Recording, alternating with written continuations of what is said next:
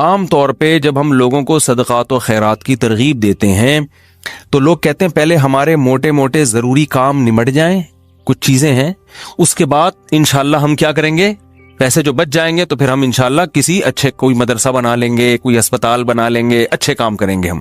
یہ بہت بڑی مسٹیک ہو رہی ہے آپ سے، اس لیے کہ آپ نے اس کو ضروری کاموں کی فہرست میں شامل نہیں کیا۔ آپ ابھی تک دنیا کو مسافر خانہ سمجھنے کے لیے تیار نہیں ہو۔ یہ ضروری کام سب سے پہلے ہونا چاہیے، کیونکہ موت کا کوئی بھروسہ نہیں ہے، اور آخرت کے لیے صدقہ جاریہ کہ آپ کا کوئی ایسا اکاؤنٹ کھل جائے جو آخرت میں آپ کے کام آئے۔ کوئی ہسپتال بنا دیا، کوئی مدرسہ بنا دیا، کوئی کنواں کھدوا دیا، یتیم خانہ بنوا دیا، یا یتیم خانے کے ساتھ تعاون کر دیا، یا کسی گھر کو پراپر بیس پر آپ نے کوئی بھی جو وہ تو بہت سارے مصارف ہیں نا۔ تو میں نے لاکھوں پتی لوگوں کو بھی دیکھا ہے کہ بھائی اللہ نے آپ نے ولیمے پہ 6 لاکھ روپے اڑا دیے، اور یار 8-10 لاکھ کا کوئی ادارہ بنا دو، یا کسی مدرسے میں کوئی ڈسپینسری بنا دو، یا کوئی اچھی فالتو نہ اڑاؤ جا کے کوئی بھی مانگ رہا پکڑا دیے۔ یہ بھی بہت بڑی مصیبت ہے لوگوں کے ساتھ۔ اب جیسے وہ عرب کا جو شیخ ہے نا، جو اس بھکاری اس کے ماں باپ کو دعائیں دے رہا تھا اور یہ پیسے دے رہا تھا، تو میں اس عرب کے پاس ہوتا، میں کہتا آپ صدقہ کریں مگر ایسے ہی نہیں کسی کو پکڑانا شروع کر دیں، کیونکہ اس سے جو مستحق ہوتے ہیں ان کا حق مارا جاتا ہے۔ آپ یہ دیکھیں کہ یہ واقعی مستحق بھی ہے یا نہیں ہے، ورنہ وہ کوئی بھی دعائیں دے کے پیسے نکالنا شروع کرے گا، نکالو ٹھیک ہے، اس کا جذبہ اچھا تھا، اللہ کرے اس کے ماں باپ کی مغفرت ہو گئی ہو، لیکن اصول جو شریعت نے بتایا ہے کہ پیسہ اللہ کی بہت بڑی نعمت ہے اور نعمت کو ضائع کرنے کی اجازت نہیں ہے۔ بہت سوچ سمجھ کے آپ نے خرچ کرنا ہے کہ مخلوق کو فائدہ زیادہ سے زیادہ ہو۔ کم سے کم انویسٹمنٹ میں زیادہ سے زیادہ فائدہ کیسے ہو سکتا ہے، پھر اس میں زیادہ انویسٹمنٹ کرو۔ جیسے دنیا کے بزنس کا اصول ہے نا کہ انویسٹمنٹ کوشش ہو کم سے کم اور پروفٹ زیادہ سے زیادہ۔ ایسے تھوڑی کوئی بھی کاروبار کے لیے 1 کروڑ مانگ رہا ہے، آپ نے کہا پکڑا دیا، چل دیکھا جائے گا کتنا پروفٹ آ رہا ہے۔ تو بھائی جو دنیا کی تجارت کا اصول ہے وہی اصول آخرت کا۔ تو آخرت کا اصول یہ ہے کہ جو 2 چیزیں اس میں فوکس کرنی ہے، انسانیت کی خدمت زیادہ سے زیادہ کس کام میں ہے۔ بعض کام ایسے انسانیت کی خدمت بہت ہے مگر ان کے اثرات زیادہ عرصے نہیں رہتے، پھر بھی یہ کام کرنا ہے، کیونکہ اس میں خدمت کیا ہے، جیسے بھوکے کو کھانا کھلانا۔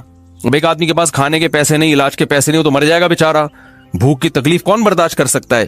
تو بھوکے کو کھانا کھلانا یہ بظاہر صدقہ جاریہ تو نہیں ہے، کیونکہ یہ زیادہ ٹائم تک چلے گا نہیں نا، کھانا کھا لیا پیٹ بھر گیا بس ختم، لیکن یہ خدمت بہت بڑی ہے، تو اس کو بھی فوکس کرنا ہے۔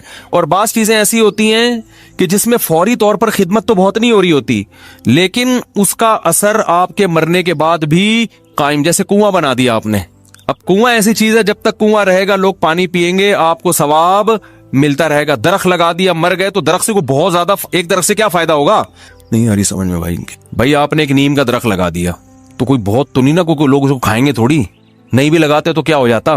تو اس میں انسانیت کا فوری طور پہ کوئی بہت زیادہ فائدہ نہیں ہو رہا ایک درخت سے، لیکن اس کے اثرات بہت دیر تک قائم رہیں گے۔ یعنی آپ مر بھی گئے تو درخت کے نیچے کوئی بھی چھاؤں لے گا، درخت آکسیجن سے فائدہ پہنچائے گا، چرند پرند اس سے کھائیں گے۔ تو آپ صلی اللہ علیہ وسلم نے فرمایا، صحیح مسلم کی حدیث ہے، جس نے درخت لگا کے مر بھی گیا تو جب تک درخت رہے گا اس کو ثواب ملتا رہے گا۔ تو اس میں فائدہ تو کم ہے لیکن دیر پا ہے، مرنے کے بعد بھی یہ عمل چلتا رہے گا۔ تو ان 2 قسم کی چیزوں کو فوکس کرنا ہے، اور کچھ چیزیں ایسی ہیں جس میں جسمانی فائدے کے ساتھ دینی فائدہ بھی ہے، جیسے دینی مدارس کو سپورٹ کرنے کا فائدہ کیا ہوتا ہے، غریب طلبہ کو کھانا بھی ملتا ہے، علم بھی ملتا ہے، وہ عالم بن کے دنیا میں کام کرتے ہیں۔ تو صدقہ جاریہ بھی، مرنے کے بعد وہ علماء جو کام کریں گے پھر آگے ان سے جو ہدایت پھیلے گی، پھر وہ لوگ آگے جو تبلیغ کریں گے، تو جب تک اسلام باقی رہے گا آپ کو ثواب ملتا رہے گا۔ لیکن اب یہ بھی نہیں کہ کسی بھی مدرسے میں اٹھا کے دے دو، سوچ سمجھ کے کون کام کر رہے ہیں، کون ویژنری لوگ ہیں، کون بہت، اس میں پھینکنا نہیں ہے میرے بھائی۔ جیسے دنیا کی تجارت میں پیسہ پھینکا نہیں جاتا، بہت سوچ سمجھ کے۔ کوئی بھی آپ کے پاس آئے بولے 1 لاکھ روپے دو، میں پیسے کما کے آپ کو ہر مہینے 6,000 روپے دیا کروں گا، آپ پکڑا دو گے؟ ہیں انکوائری کرو گے بھائی 1 لاکھ کہاں، کون سا کاروبار آ گیا جس میں 1 لاکھ پہ آپ مجھے 10,000 دو گے یا 6,000 دو گے؟ وہ بتائے گا یہ ہے، اچھا مجھے دکان دکھاؤ چل کے۔ پھر جب آپ کو دکان دکھائے گا تو آپ کہو گے جب 1 لاکھ پہ آپ 6,000 کما سکتے ہو تو اپنے ہی لگا لو۔ ہیں کیا خیال ہے بھائی؟ میرے والد صاحب نے کہا تھا جو بھی آئے نا پیسے مانگنے اور کہے کہ اس انویسٹمنٹ میں اتنا پروفٹ ہے، آدھا تمہیں دوں گا آدھا خود رکھوں گا، تو اس سے پہلے پوچھو کہ تمہارے پاس کتنے پیسے ہیں، وہ بتائے اتنے، تو پھر پورے اپنے کیوں نہیں لگا لیتے، اس میں پورا پروفٹ خود رکھو۔ کیا خیال ہے بھائی؟ ہاں وہ غریب آدمی ہو تو ایک الگ بات ہے، اور اللہ کا شکر ہے مجھے اس کا فائدہ ہوا، ایک دفعہ ہوا, دوسری دفعہ والد صاحب کی نصیحت پہ عمل نہیں کیا تو سارے پیسے ہی الحمدللہ سارے ڈوب گئے تھے. ٹھیک ہے, ایک دفعہ فائدہ بھی ہوا. ایک صاحب جو ایک بڑے پوش ایریا میں رہتے تھے, میں چونکہ اس ایریا کا نام لوں گا تو کہیں ایسا نہ وہ سمجھ جائیں, لیکن قصہ پرانا ہو گیا وہ نہیں سمجھیں گے, پھر بھی احتیاط یہی ہے کہ نام نہ لیا جائے. مالدار علاقے کے تھے, مجھے کہنے لگے کہ میں یہ کاروبار کرنا چاہتا ہوں. اچھا, اس ایسے ایریا میں رہتے تھے کہ مجھے پتا تھا اتنے پیسے تو ان کے پاس ہوں گے ورنہ اس ایریا میں رہ نہیں سکتا آدمی. اب ایک آدمی ڈیفینس, ایک مثال دے رہا ہوں ڈیفینس کی, ڈیفینس میں رہتا ہو اور کہ میری تنخواہ 10,000 روپے, تو آپ کہو گے بھائی 10,000 والا ڈیفینس میں نہ کرائے پہ رہ سکتا ہے اور اپنا گھر ہو تو سوال ہی پیدا نہیں ہوتا, یہ کروڑوں کا تو نے گھر کیسے خرید لیا, 3 کروڑ کا ہے بھائی, ہو سکتا ہے 4 کروڑ. اسٹیٹ ایجنٹ والے مجھے پھر فون کریں گے آپ نے ڈیفینس کی ویلیو کیا کر دی ہے, بیان میں گرا دی ہے. تو میں مثال دے رہا ہوں, یا اب ہر بیان کو نا لوگ بڑے سینسیٹیو بن کے لے رہے ہوتے ہیں, کیا آپ نے ڈیفینس میں 3 کروڑ بول دیے, ہماری تو ویلیو. تو اب کیونکہ شہرت ہو گئی ہے نا تو ہر چیز کو بہت زیادہ لوگ سیریس ہو رہے ہیں. 25 کروڑ ٹھیک ہے نا, 25 کروڑ کا. اب اس سے پھر لوگ پریشان ہوں گے, یار ہم لے رہے تھے آپ نے قیمت بڑھا دی. تو بھائی یہ محض ایک مثال ہے, مجھے نہیں پتا ڈیفینس میں قیمتیں کیا چل رہی ہیں, تو کچھ بھی لگا لو قیمت. تو آپ نے کیا کیا, بات کیا چل رہی تھی, ہاں بندہ میرے پاس آیا, رہتا پوش ایریا میں, مالدار علاقے میں, مجھے کہنے لگا آپ مجھے پیسے دو, میں یہ چیز خرید کے بیچوں گا, آدھا پروفٹ آپ کا آدھا میرا. تو مجھے ابا کی بات یاد آ گئی. میں نے کہا جو اتنے انویسٹمنٹ آپ مجھ سے کروا رہے ہو تو یہ چیز آپ خود خرید کے بیچ دو پورے پیسوں کی, پورا پروفٹ آپ کا, مجھے آدھا کیوں دے رہے ہو. انویسٹمنٹ جو مجھ سے کروا رہا ہے اور آدھا پروفٹ دے رہا ہے, اس کا مطلب وہ رسک لینے کے لیے تیار نہیں ہے, بولے ڈوبیں تو اس کے ڈوبیں, اس کا مطلب آپ کو خود پتا ہے کہ یقینی پروفٹ نہیں ہے. اگر کوئی مسجد تعمیر کروانی ہو اور اس کے قبلے میں تھوڑا سا فرق ہو تو کیا سب کی نمازیں ادا ہو جائیں گی؟ اچھا, تعمیر کروائی ہو, قبلے میں تھوڑا سا فرق ہو تو نماز تو ادا ہو جاتی ہے اس سے, لیکن یہ جائز نہیں ہے کہ مسجد کی تعمیر اس رخ پہ کرائی جائے کہ آپ کو معلوم ہے کہ قبلہ 2-4 ڈگری یا 5-6 ڈگری دائیں بائیں ہیں, تو یہ ساری زندگی کے لیے جان بوجھ کر ترچھی نمازیں پڑھنا. نماز تو ہو جائے گی کیونکہ 45 ادھر 45 ڈگری ادھر سے بھی نماز ہو جاتی ہے, تو اس لیے اس کو آسانی سے اس کا قبلہ بالکل صحیح رخ پہ اگر کر سکتے ہیں تو اس کو کرنا ضروری ہے. اور اگر ایزیلی ممکن نہیں ہے, لاکھوں روپے کا نقصان ہوگا, تو کوشش کریں کہ صرف جو امام کی جگہ ہے اس میں ایک ایرو کھینچ دیں کہ اس طرح سے تھوڑا سا کھڑے ہوں. لیکن یہ کوئی مشکل کام نہیں ہے, پوری مسجد اس کے لیے توڑنی نہیں پڑے گی آپ کو, صرف جو امام کا قبلہ ہے نا فرنٹ دیوار, اس میں تھوڑی سی چینجنگ آئے گی اور قبلے کا رخ بالکل ایکوریٹ سمت میں ہو جائے گا.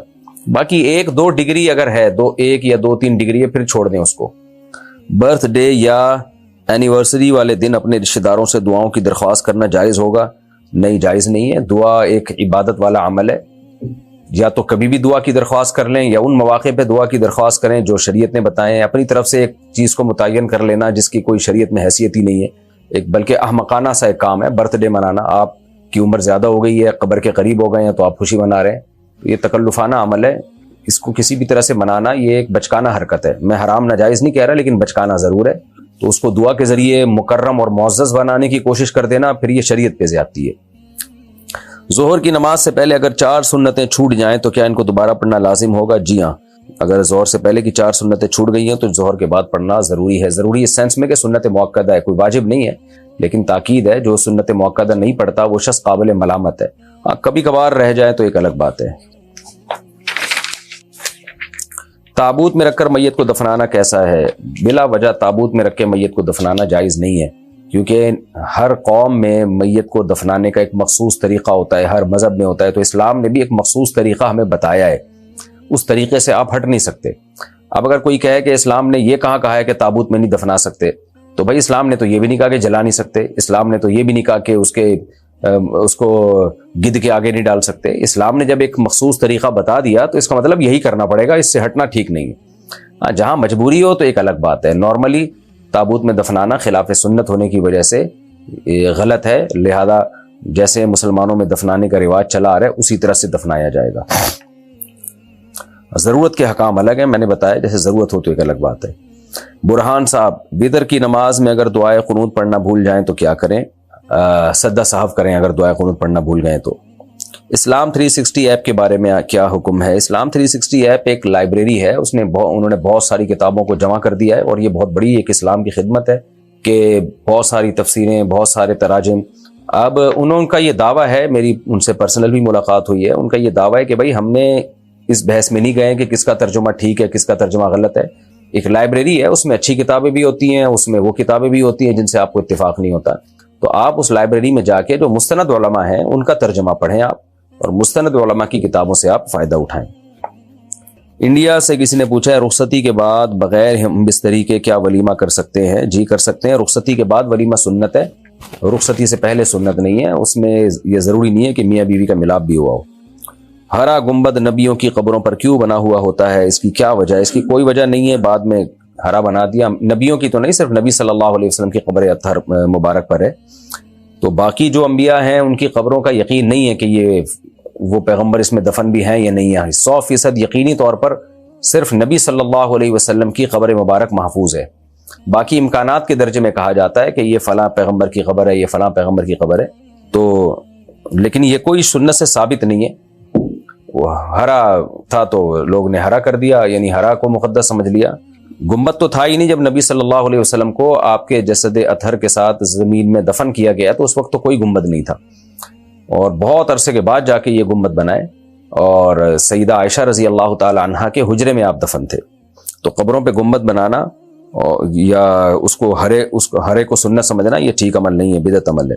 باقی نبی صلی اللہ علیہ وسلم کو جو دفن کیا ہوا تو عمارت تو پہلے سے تھی، آپ کی قبر پہ عمارت نہیں بنی ہے، یعنی کمرہ سیدہ عائشہ کا، بلکہ اس حجرے میں آپ کو دفن کیا گیا ہے. ہمارے نبی صلی اللہ علیہ وسلم کے کھانے کے اوقات کیا تھے؟ دیکھیں ہمارے نبی تو ایک وقت کا کھانا کھایا کرتے تھے جو عام معمول تھا آپ کا. باقی اس زمانے میں جو رواج تھا جو فطرت کے موافق ہے اور قرآن اور سنت میں اس کا تذکرہ ہے، وہ 2 ٹائم کا کھانا ہوا کرتا تھا. ایک تو زوال سے پہلے، جو آج کل کے حساب سے 11 ساڑھے 11 کا ٹائم آپ سمجھ لیں، ناشتہ واشتہ نہیں ہوتا تھا. اور ایک تھا مغرب کے فوراً بعد، یعنی رات کا کھانا، سورج غروب ہوتے ہی کھا لیا کرتے تھے وہ لوگ.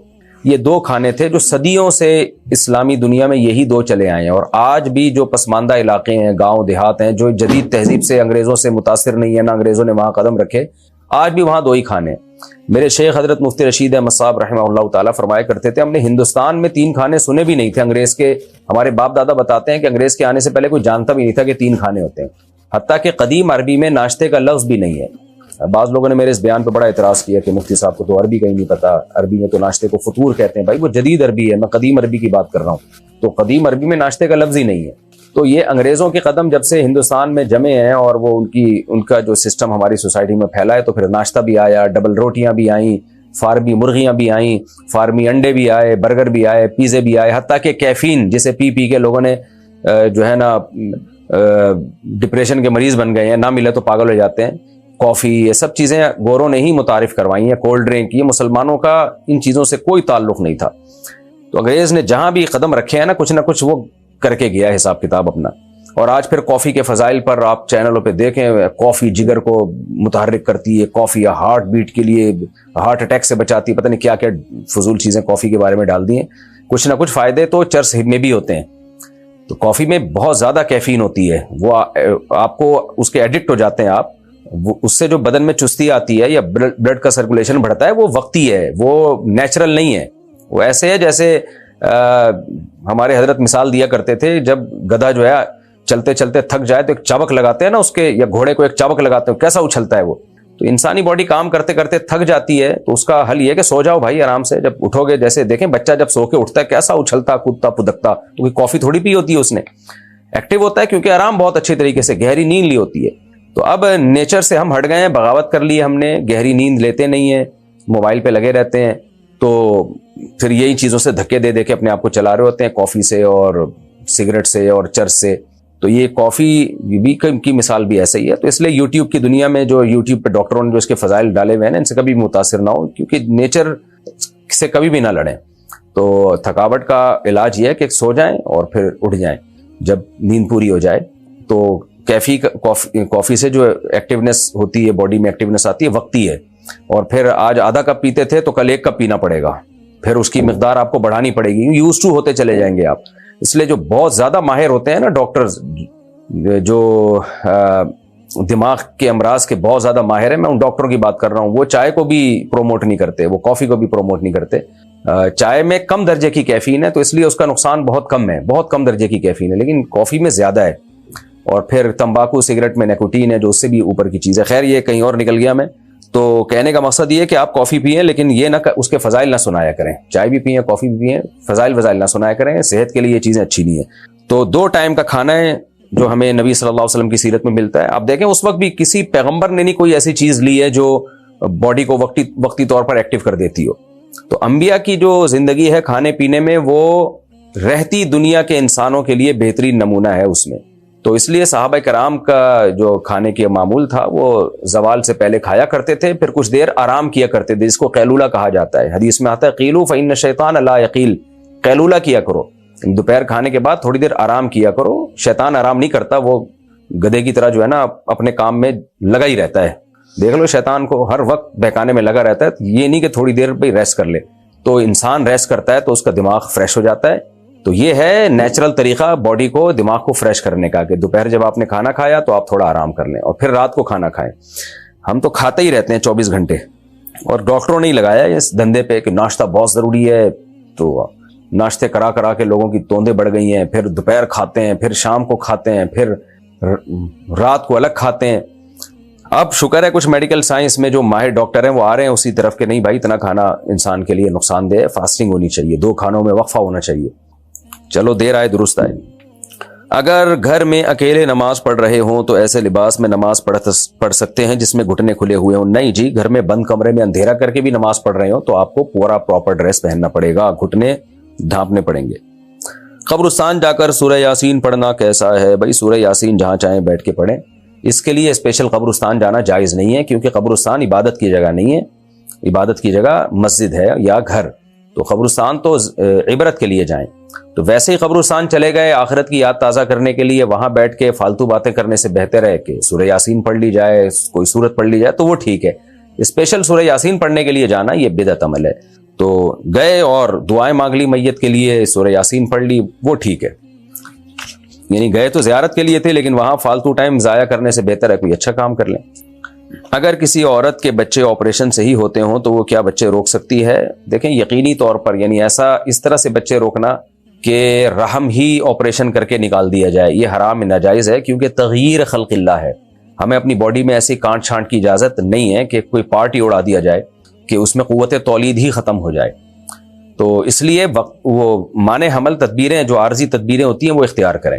اور آپریشن سے ایسا بھی نہیں ہوتا کہ کسی عورت کے آپریشن سے بچے ہوئے ہوں تو اگلے بچے میں وہ مری جائے گی, ایسا بھی نہیں ہوتا. میرے علم میں بہت سی خواتین ہیں, ڈاکٹروں نے کہا تھا آپریشن سے بچے آپ کے 3 ہو گئے, چوتھا نہیں ہو سکتا, وہ چوتھا بھی ہو گیا ان کے. تو یہ کوئی یقینی چیز نہیں ہے. تو وقتی طور پر روکے جا سکتے ہیں. اڈا ہی اڑا دینا, قوت تولید ختم کر دینا, یہ جائز نہیں ہے.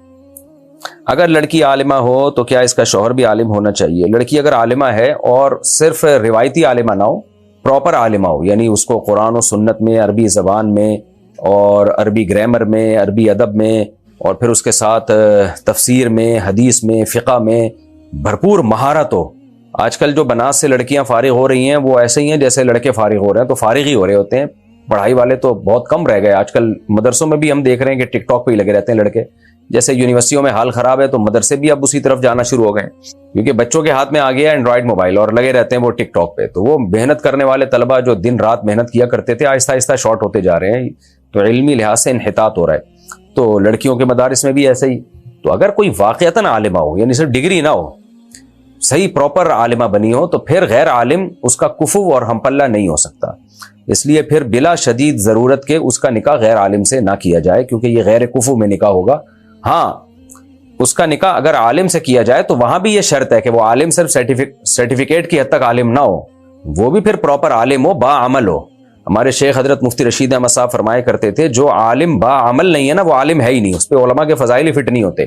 تو کیونکہ ہم نے دیکھا ہے بعض عالمات شادی کر لیتی ہیں دیکھ کے کہ یہ عالم ہے, تو حالانکہ وہ بد عمل ہوتا ہے, اس کے پھر وہ اتنی زندگی ان کی برباد ہوتی ہے. تو اس سے تو اچھا تھا کہ غیر عالم جو با عمل ہو اس سے کر لیتی. تو با عمل کو پہلے فوکس کرنا ہے, علم کو اس کے بعد فوکس کرنا ہے. لیکن یہ جب رشتے مل رہے ہوں, آج کل اتنے رشتے ہیں کہاں لڑکیوں کے لیے, رشتے تو مارکیٹ میں ہے ہی نہیں. ہم تو کہتے ہیں نا 2-2, 3-3, 4-4 شادیاں کرو تاکہ عالمہ کی شادی بھی اس کے جوڑ کی شادی ہو, تو جوڑ میں اس کا نکاح ہو. لیکن آج کل ہے ہی نہیں, تو اس لیے لڑکیوں کے ماں باپ جہاں کر رہے ہوں بس آنکھ بند کر کے کر لینی چاہیے.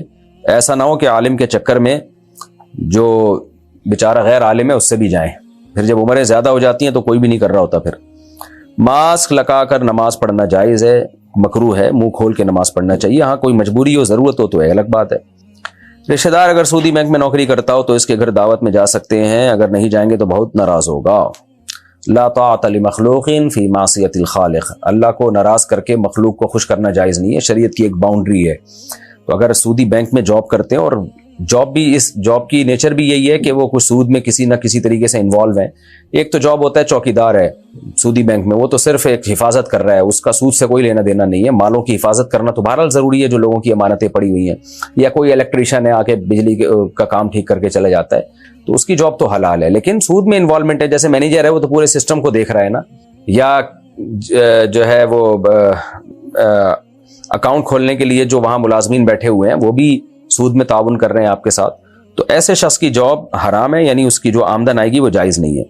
تو اگر کوئی آپ کے ریلیٹیو ایسی جاب کر رہے ہیں اور ان کی زیادہ تر آمدن یہی ہے تو پھر ان کے ہاں آپ کھانا نہیں کھا سکتے، کیونکہ وہ کھانا ناجائز ہے. اور اگر کسی مجبوری سے کھانا پڑ جائے تو آپ ان کو ایک دفعہ بتا دیں تو کافی ہوگا. ہمیشہ بار بار یاد دلانا ضروری نہیں ہے کہ بھئی ہم آپ کے گھر جب بھی کھانا کھائیں گے یا آپ ہمیں جب بھی کوئی گفٹ دیں گے تو ہم اتنے پیسے صدقہ کریں گے، ہم نے پہلے سے یہ نیت کر لی ہے، تو یہ فری کی دعوت نہیں ہوگی، ہم نے اتنے پیسے صدقہ کرنے ہیں، تو پھر آپ کے لیے کھانا جائز ہو جائے گا اور صدقہ کرنا بھی لازم ہے. پھر فون کال پر گواہوں کے سامنے ایجاب و قبول کیا اور مہر طے کر لیا اور پھر سب میں اعلان کر دیا کہ ہم میاں بیوی ہیں، کیا اس طرح سے نکاح ہو جائے گا؟ نہیں جناب، فون کال پر میاں بیوی ایجاب و قبول کریں تو اس سے نہیں ہوتا. فون پر وکیل بنائیں اور ایجاب و قبول کی مجلس ایک ہی ہو، جہاں ایجاب ہو وہیں قبول بھی ہو.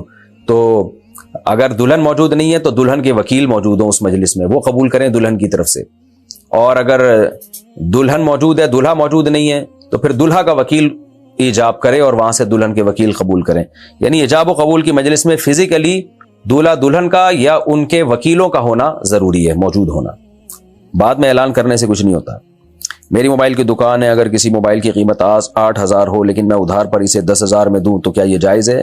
اسی وقت طے کر لیں کہ میں یہ آپ کو موبائل 10,000 میں قسطوں پہ یا ادھار پہ دے رہا ہوں اور فلاں تاریخ کو مجھے پیسے دے دینا، تو یہ جائز ہے. اس کنفیوژن کے ساتھ بیچنا کہ یہ موبائل لے جاؤ، کل پیسے لے آئے تو 8,000، کل نہیں لائے تو 10 لوں گا، یہ سود ہو جائے گا. نماز پڑھتے وقت ہم پاجامہ یا پینٹ کے پائنچے اوپر کر لیتے ہیں، کیا یہ عمل صحیح ہے؟ ضروری ہے. نبی صلی اللہ علیہ وسلم نے فرمایا ان اللہ لا يقبل صلاة رجل مسبل ازارہ، اللہ اس کی نماز قبول نہیں کرتے جو اپنے ازار، یعنی کوئی بھی چیز جو آپ نے نیچے پہنی ہوئی ہو نا وہ ازار ہی ہے، تو اس کو ٹخنوں سے نیچے کھینچے، وہ اس کی نماز قبول نہیں ہوتی. لہذا اس کو کسی بھی طرح سے اوپر کریں، موڑ کے کریں یا جس طرح سے چاہیں کریں. جب روح نکل جاتی ہے تو کیا وہ دفنانے کے وقت جسم کو قبر میں داخل ہوتا ہوا دیکھ رہی ہوتی ہے؟ میرے علم میں ایسی کوئی بات نہیں ہے. شہداء کے بارے میں بعض روایات ہیں لیکن ان کی سند کی مجھے تحقیق نہیں ہے. اگر کوئی پیسے لے کر کچھ عرصے میں ڈبل کر کے واپس کر دے تو کیا وہ لینا جائز ہوگا؟ اگر کوئی پیسے لے اور لیتے ہوئے یہ ایگریمنٹ ہوا ہے کہ جب واپس کرو گے تو دگنے دو گے، تو یہ تو حرام اور سود ہے. اگر آپ نے کسی کو قرضہ دیا اور کوئی آپ کے دل میں یہ بات نہیں ہے کہ ڈبل کر کے واپس دے گا، نہ وہ مجبور ہے اور وہ صرف خوشی میں ڈبل کر کے واپس کر دیتا ہے، تو یہ بالکل جائز ہے. کیونکہ سود معاہدہ کر کے جو رقم اضافہ دیا جاتا ہے نا اس کو سود کہتے ہیں. نبی صلی اللہ علیہ وسلم کی عادت شریفہ تھی کہ جب کسی سے قرضہ لیتے تھے تو آپ لوٹاتے ہوئے بڑھا کے لوٹایا کرتے تھے اس کو، تو تاکہ حل جزاء الاحسان الا الاحسان، احسان کا بدلہ احسان ہے. کسی نے آپ کی مدد پوری کر دی ضرورت کے وقت تو آپ کو بھی چاہیے کہ اب کچھ بڑھا کے دے دیں اس کو، تو یہ احسان کہلائے گا. یہ بہت پسندیدہ عمل ہے.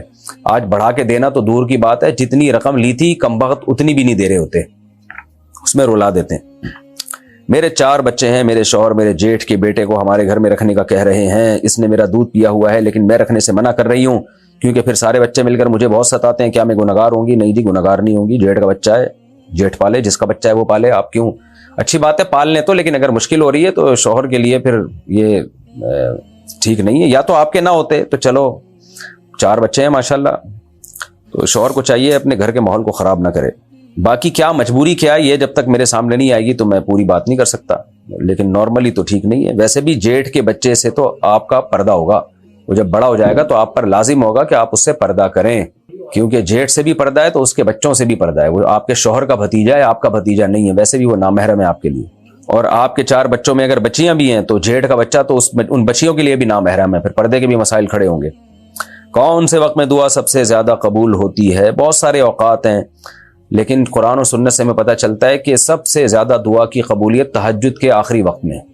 نبی صلی اللہ علیہ وسلم نے فرمایا اللہ تعالیٰ آسمان دنیا پہ آ جاتے ہیں رات کے آخری حصے میں اور پھر پکارتے ہیں حل من مستغفر اغفر اللہ، کوئی ہے گناہوں کی معافی طلب کرنے والا میں اس کے گناہوں کو معاف کروں، کوئی ہے مجھ سے روزی طلب کرنے والا مسترزق ارزق اللہ، میں اس کو رزق عطا کروں۔ اگر کسی پر قرضہ ہو تو کیا وہ تھوڑا بہت صدقہ دے سکتا ہے؟ پہلے قرضہ ادا کر لو میرے بھائی، خدا کے لیے اس جس سے قرضہ لیا اس کو مت ترساؤ۔ کیا قسطوں پر چیز بیچنے میں قیمت بڑھانا سود کے زمرے میں آتا ہے؟ اگر اسی محفل میں قیمت بڑھا دی جائے اور بتا دیا جائے کہ کیش پہ یہ چیز 1 لاکھ کی ہے اور اگر قسطوں پہ لوگے تو 1.5 لاکھ کی ہے، اور اسی مجلس میں طے کر دیا جائے کہ کون سی قیمت پہ لے رہے ہو، تو پھر یہ سود نہیں ہے، آپ کی مرضی، آپ اپنی چیز کو جس قیمت پہ بیچیں، 2 قیمتیں لگا دیں الگ الگ اور اس کو آفر دیں اور وہ اس آفر کو اسی وقت ڈن کر دے، پھر وہ چینج نہیں ہو سکتی، اس کو جب چینج کریں گے تو یہ سود ہوگا۔ اچھا آپ کو پتا ہے پاکستان میں فنٹر تو بہت ہیں، ہر آدمی مفتی بنا ہوا ہوتا ہے۔ جب بھی میں یہ قسطوں پہ خرید و فروخت کے بارے میں بتاتا ہوں نا کہ اگر اسی مجلس میں طے ہو جائے کہ قسطوں پہ یہ چیز مہنگی اور کیش میں سستی، تو یہ جو ہے جائز ہے، لیکن اس وقت طے ہو جائے۔ مثال کے طور پر آپ نے کہا یہ گھڑی قسطوں پہ 1 لاکھ کی ہے، قسطوں پہ کیش پہ 1 لاکھ کی ہے اور قسطوں پہ 1.5 لاکھ کی ہے، اور کسٹمر نے اسی وقت طے کر لیا کہ ٹھیک ہے بھائی میں 1 لاکھ والی قیمت پہ لوں گا، تو اب اگر وہ 1 لاکھ دینے میں تاخیر کر رہا ہے تو تاخیر کی وجہ سے آپ 1.5 نہیں لے سکتے، کیونکہ اب 1 طے ہو گئے تو اب 1 ہی رہیں گے قیامت تک، یا تو سودا کینسل کرو یا اس سے 1 لاکھ لو۔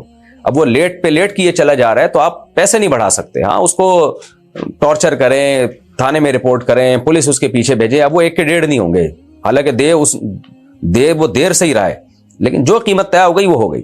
اور آپ نے دوسرا کام یہ کیا، اس نے کہا کہ نہیں جی میں قسطوں پہ 1.5 میں لوں گا، آپ نے کہا چل بھائی قسطوں پہ 1.5 میں یہ تیری ہو گئی، 1 مہینے بعد پیسے دے کے چلے جانا یا 1 سال بعد دے دینا۔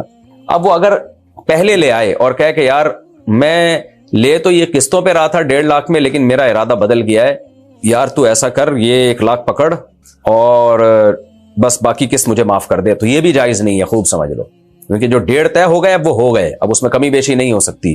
اسی طرح وہ 1.5 اس نے ٹائم پہ ادا نہیں کیا، اب آپ 1.5 کو بڑھا بھی نہیں سکتے۔ تو قسطوں پہ خرید و فروخت اس طرح سے جائز ہے کہ اس مجلس میں جو قیمت طے ہو گئی، چاہے قسطوں والی یا کیش والی، زیادہ والی یا کم والی، تو وہ قیمت ہی طے ہو گئی اب ہمیشہ کے لیے، اس میں اب کمی بیشی نہیں ہو سکتی۔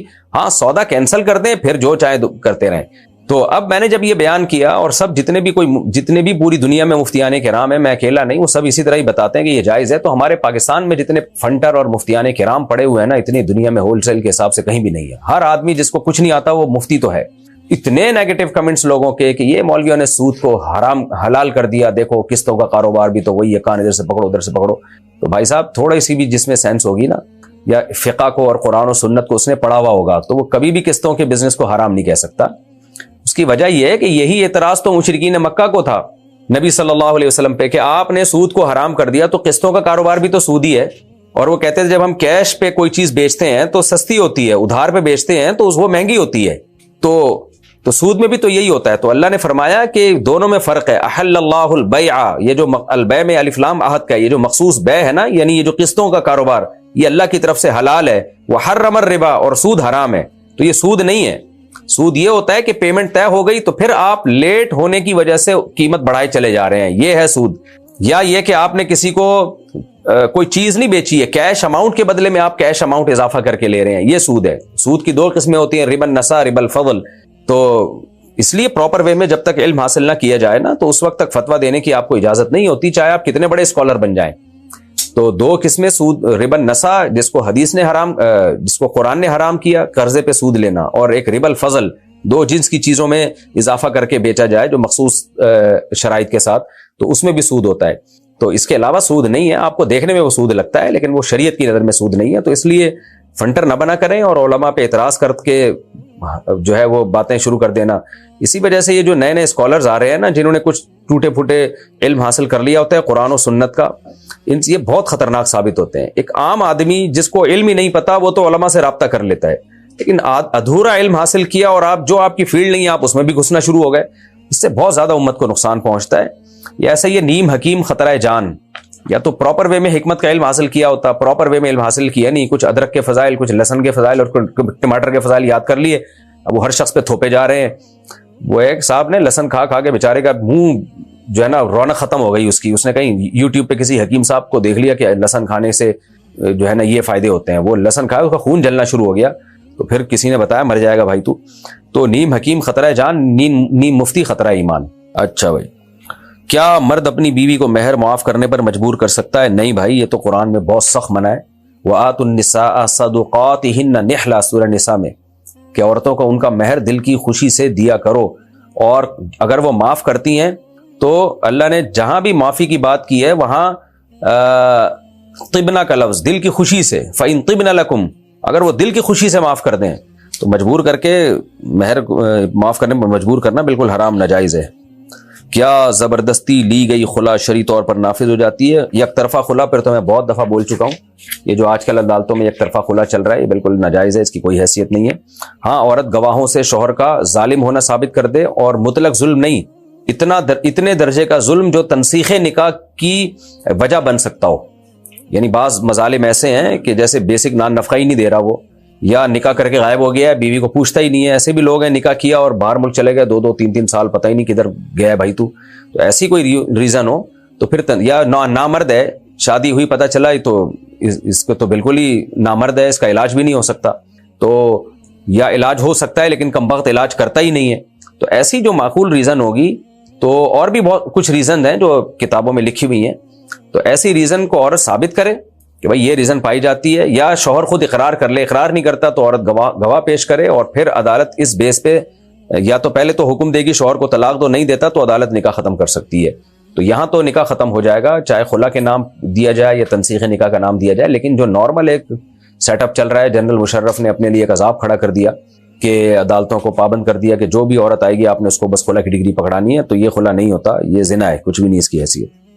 نماز میں امام کی غلط قراءت سے کیا مقتدی کی نماز فاسد ہو جاتی ہے؟ اگر بالکل ہی غلط پڑھ رہا ہے کہ حروف کا فرق ہی پتہ نہیں چل رہا ہے تو نماز فاسد ہوگی.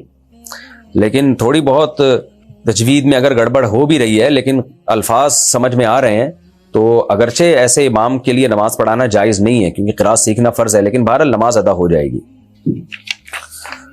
اگر کسی کی نماز میں خشوع و خضوع نہ ہو تو کیا فرض ادا ہو جاتا ہے؟ جی، نماز میں اگر خشوع و خضوع نہ بھی ہو تو فرض ادا بہرحال ہو جاتا ہے. البتہ نماز دل لگا کے پڑھنے کی کوشش کرنی چاہیے، یہ ضروری ہے.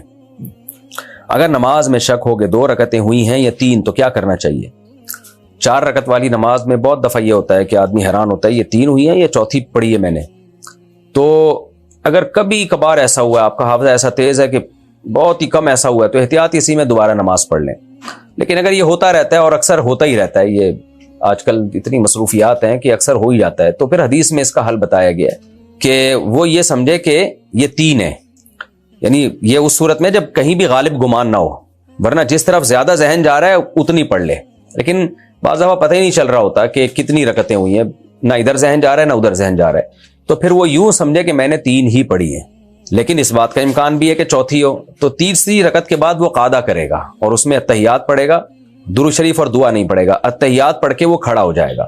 یہ قعدہ اس لیے کرے گا، اتحیات اس لیے پڑھے گا کہ ہو سکتا ہے یہ چوتھی ہو، تو یہ قعدہ فرض تھا، یہ ضائع نہ ہو جائے. تو پھر ایک اور رکعت ساتھ میں ملائے گا. اب یہ رکعت یا تو چوتھی ہوگی یا 5ویں ہوگی، اور اس کے بعد پھر اتحیات پڑھ کے سجدہ سہو کرے گا. سجدہ سہو اس لیے کرے گا کہ اتحیات کے بعد یہ 5ویں رکعت کے لیے کھڑا ہو گیا تھا، اور اگر یہ چوتھی رکعت تھی تو تیسری رکعت کے بعد بیٹھا کیوں تھا، تو اس کی تلافی پھر سجدہ سہو سے ہو جائے گی. تو اس طرح سے یعنی شک ہو رہا ہے کہ 3 پڑھی ہیں کہ 4 پڑھی ہیں، تو یوں ہی سمجھے کہ 3 پڑھی ہیں، لیکن قعدہ بھی کرے یا اتحیات بھی پڑھے، اس کے بعد کھڑا ہو جائے، سورہ فاتحہ پڑھ کے اور تلاوت کر کے، اور اگر فرض نماز ہے تو صرف سورہ فاتحہ پڑھے اور 2 سجدوں کے درمیان اتحیات پڑھ کے سجدہ سہو کرے اور پھر اتحیات پڑھ کے سلام پھیر لے. یہ طریقہ ہے. عورت کے لیے بغیر محرم عمرہ یا حج کرنا جائز ہے؟ جوان عورت کے لیے بالکل جائز نہیں ہے، چاہے گورنمنٹ پرمیشن بھی دے. لوگوں میں بے دینی پھیلتی چلی جا رہی ہے اور اپنی لیے آسانیاں تلاش کرتے چلے جا رہے ہیں. کہتے ہیں بیت اللہ جا رہے ہیں، وہاں کیا فتنے کا خطرہ ہے؟ کیوں نہیں فتنے کا خطرہ؟ مرد اور عورت جہاں بھی ہوں گے تو پہلے مرد ہے، عورت ہے، اور اس میں تو زیادہ فتنہ ہے کیونکہ 10-15 دن گروپ میں اکٹھے رہتے ہیں، بہت زیادہ بے تکلفی کا خطرہ ہوتا ہے. ویسے بھی عبادت ہے، عبادت میں تو شریعت میں اور سخت احکامات ہیں پردے کے. مثال کے طور پر نارمل حالت میں عورت بغیر دوپٹے کے گھومے، سب گھر میں محرم ہے تو کوئی حرج نہیں ہے، یعنی گناہ نہیں ہے. لیکن نماز پڑھے گی تو دوپٹہ اوڑھنا پڑے گا کیونکہ عبادت کی بنا ہی حیا پر ہے، تو اس میں اس کو چاہے کوئی بھی دیکھنے والا نہ ہو لیکن اسکارف لینا پڑے گا اس کو. تو ایسے ہی حج اور عمرہ عبادت ہے، تو اس عبادت میں تو سخت احکام ہے. آپ بغیر محرم کے جوان عورت کی بات کر رہا ہوں میں، بوڑھی عورت گروپ میں جا سکتی ہے، گنجائش ہے. تو جوان عورت کے لیے جائز نہیں ہے بالکل کہ وہ اتنا لمبا سفر کرے، اور پھر سفر سے زیادہ مسئلہ یہ ہے کہ وہاں 10-15 دن گروپ کے ساتھ گزارے. تو ہر طرح کے لوگ حج عمرے پہ آئے ہوئے ہوتے ہیں، تو یہ ٹھیک نہیں ہے. اس کے لیے کوئی محرم کا ہونا ضروری ہے. جو ایک محرم کا ایک روب ہوتا ہے، ایک پھسلنے کا خطرہ نہیں ہوتا انسان کو. بہت سے لوگ کہتے ہیں جی فلاں آنٹی تو ہو کر آئی تھی، انہیں تو کوئی فتنہ نہیں ہوا. تو فتنے کا خوف شریعت کہتی ہے کہ فتنے کا خوف ہونا کافی ہے، فتنے ہونا ضروری نہیں ہے. جہاں چرس بٹ رہی ہو آپ اپنے بچے کو روکتے ہیں. اب کوئی کہے ابو وہ وسیم صاحب کا بچہ گیا تھا، وہ بھی وہاں سے ہو کے آیا، اس نے تو چرس نہیں خریدی. آپ کہیں گے کہ بیٹا جتنے چرسی ہیں نا یہ سب اسی ماحول میں پہلے گئے ہیں پھر چرسی بنے، تو مجھے خطرہ ہے اس بیس میں تمہیں روک رہا ہوں، یقین نہیں ہے. تو یہ جو سفر میں شریعت نے پابندیاں لگائی ہیں کہ لڑکی اپنے محرم کے ساتھ جائے اور پردے کے حکام ہیں، یہ سب فتنہ یقینی فتنے کی بیس پہ نہیں، یہ فتنے کے خوف کی بیس پہ شریعت نے یہ سارے حکامات دیے. تو حج عمرے اور حج میں بغیر محرم کے جائز نہیں ہے عورت کا جانا، جوان عورت کا. اگر قرآن پڑھتے ہوئے آیت سجدہ پر اسی وقت سجدہ نہ کیا جائے تو گناہ ہوتا ہے؟ نہیں، گناہ تو نہیں ہوتا، لیکن خلاف سنت ہے. اسی وقت سجدہ کر لینا چاہیے. بہرحال بعد میں بھی کر لیں تو بھی ہو جائے گا سجدہ. کیا بغیر نکاح کے صرف نکاح نامہ لکھنے سے نکاح ہو جاتا ہے؟ نہیں جناب، کیونکہ نکاح نامے میں ایجاب و قبول کے الفاظ نہیں ہوتے، تو نکاح نامہ فل کرنے سے، اس پہ دستخط کرنے سے نکاح نہیں ہوتا. عورت اذان دے سکتی ہے اگر گھر میں مرد نہ ہو؟ نہ جی، عورت نہیں اذان دے سکتی. اسلاف میں کہیں ایک مثال بھی نہیں ملتی ہے کہ عورت نے اذان دی. یتیم بچے کی جائیداد سے ولی زکوٰۃ نکال سکتا ہے؟ نہیں نکال سکتا. یتیم بچے کے مال سے نہ صدقہ کر سکتے ہیں نہ زکوٰۃ دے سکتے ہیں. ولی نے اگر زکوٰۃ دی تو اس کا زمان آئے گا، اپنے پیسوں سے بھرنا پڑے گا. تو جب تک بچہ بالغ نہیں ہو جاتا اس کے مال پہ کسی قسم کا صدقہ خیرات بالکل حرام ہے اس کے ورثہ پر. یہاں تو شریعت نے زکوٰۃ صدقے کو ناجائز قرار دے دیا، اور ہو کیا رہا ہے، وراثت کے مال سے دیگیں پکے بٹ رہی ہوتی ہیں اور ان میں نابالغ بچوں کا بھی حصہ ہوتا ہے. تو کتنا بڑا جرم ہے. زکوٰۃ کی رقم سے مدرسے کے اساتذہ کو کیا تنخواہ دی جا سکتی ہے؟ نہیں دی جا سکتی. زکوٰۃ کسی کی اجرت میں دینا بھی جائز نہیں ہے. البتہ اتنا جائز ہے کہ جیسے آپ کسی غریب بچے کو زکوٰۃ دینا چاہتے ہو تو آپ کو پتا ہے کہ یہ غلط جگہ استعمال کر لے گا، تو ہم چاہتے ہیں کہ اس کی تعلیم پہ ہم خرچ کریں. تو اس بچے یا اس بچے کا جو ولی ہے اس سے آپ یہ پرمیشن لے لو کہ دیکھو ہم آپ کے بچے کو زکوٰۃ دینا چاہتے ہیں، تو آپ ہمیں پرمیشن دے دو کہ آپ کی زکوٰۃ پہ ہم قبضہ اس کے ٹیچر کو دیں گے. یعنی ٹیچر کو وکیل بنا دیں کہ وہ اس بچے کی زکوٰۃ پہ قبضہ کرے، تو ہم بطور فیس کے پھر دے دیں گے اس کو. اس طرح سے جائز ہو جائے گا، کیونکہ زکوٰۃ میں نا تملیک ضروری ہے.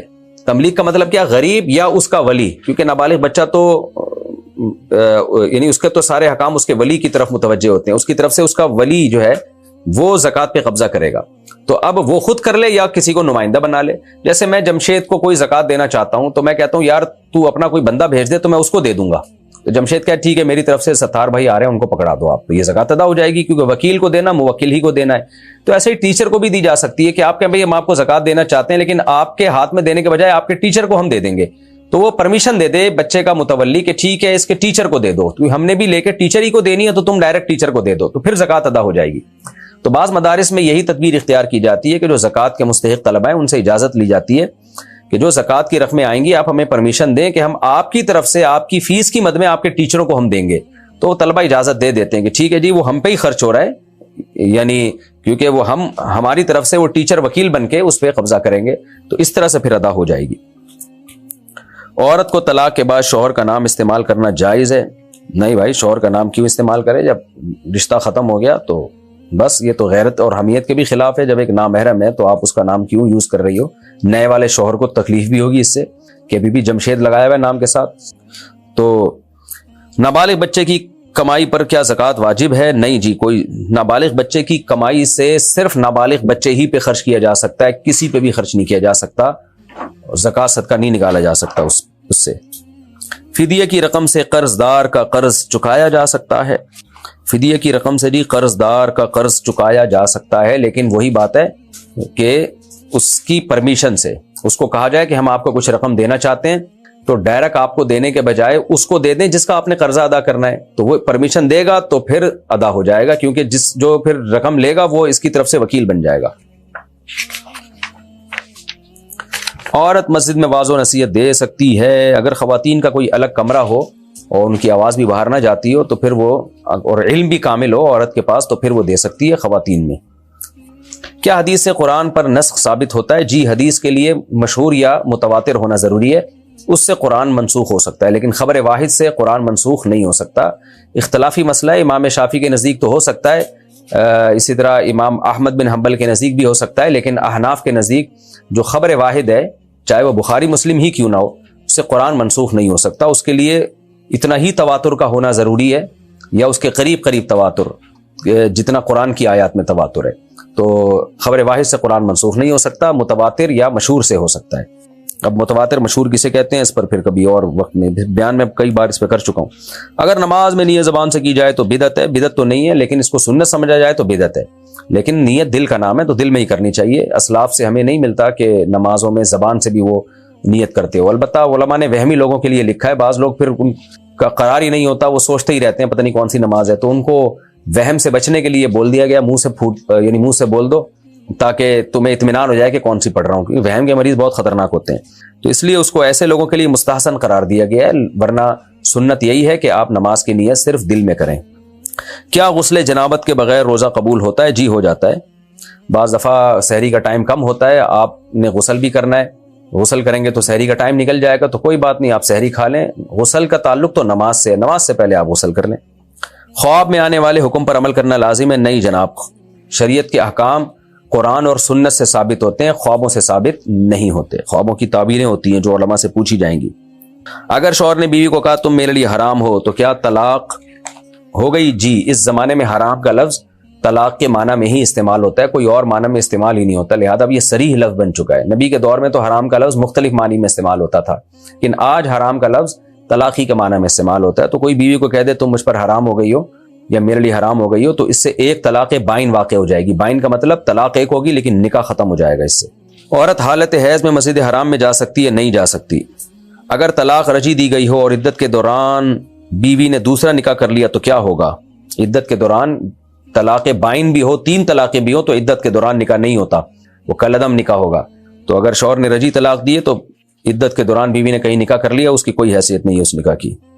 کیا شریعت میں ولی کی اجازت کے بغیر نکاح جائز ہے؟ اس پہ میں بہت بار بات کر چکا ہوں کہ ولی کی اجازت کے بغیر نکاح شریعت میں انتہائی معیوب ہے، شدید ضرورت کے بغیر یہ جائز ہی نہیں ہے، برا عمل ہے۔ البتہ کسی لڑکی نے اگر کر لیا تو وہ لڑکا اگر اس کا ہم پلہ تھا، جوڑ کا تھا، تو نکاح ہو گیا، برا عمل ہونے کے باوجود نکاح ہو گیا، اور اگر جوڑ کا نہیں تھا تو نکاح نہیں ہوا۔